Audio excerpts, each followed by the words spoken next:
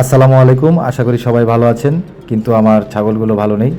অন্যান্য সময় ছাগলগুলো যেভাবে খেলাধুলা করতো এবং খাবার খেত, কিন্তু আমার লাল ছাগলটি হঠাৎ করে আজকে সকাল থেকে খাবার খাচ্ছে না, কোনো খাবারেই মুখ দিচ্ছে না, দাঁড়িয়ে থাকছে, চুপচাপ ঝিমুচ্ছে।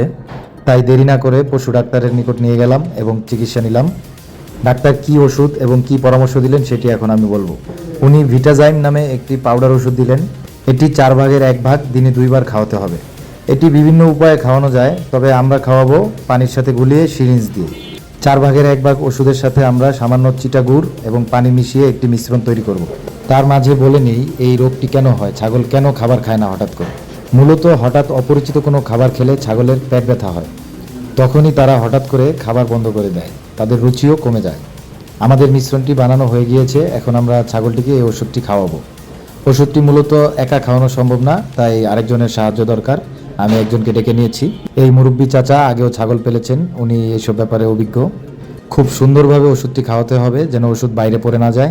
আলহামদুলিল্লাহ, আমরা খুব সুন্দর মতোই ওষুধটি খাওয়াতে পেরেছি। আপনারা ছাগলকে নিয়মিত যে খাবার দেন সেই খাবার খাওয়ানোর পাশাপাশি হঠাৎ করে নতুন কোনো খাবার দেওয়ার ব্যাপারে সতর্ক থাকবেন। ইনশাল্লাহ 1 থেকে 2 দিনের ভিতরে ছাগল রুচি ফিরে আসবে এবং সুস্থ হয়ে যাবে। প্রথম দিন চাইলে একটি অ্যালজিন ট্যাবলেটও খাওয়াতে পারেন। আল্লাহর রহমতে 5 থেকে 6 ঘন্টা পরেই ছাগলের রুচি আসতে শুরু করে এবং পেট ব্যথাও কমে যায়। একদিন পরেই দেখুন ছাগল মাশাল্লাহ কিভাবে খাবারের জন্য আগ্রহ দেখাচ্ছে এবং রুচি আসছে, তো দেখে খুবই ভালো লাগলো। তাই হঠাৎ যদি ছাগল খাবার বন্ধ করে দেয়, আপনারা দুশ্চিন্তাগ্রস্ত না হয়ে এই চিকিৎসাটি নিতে পারেন। এরপরেও যদি সমস্যার সমাধান না হয়, আপনারা ভালো একজন পশু ডাক্তারের পরামর্শ নিতে পারেন।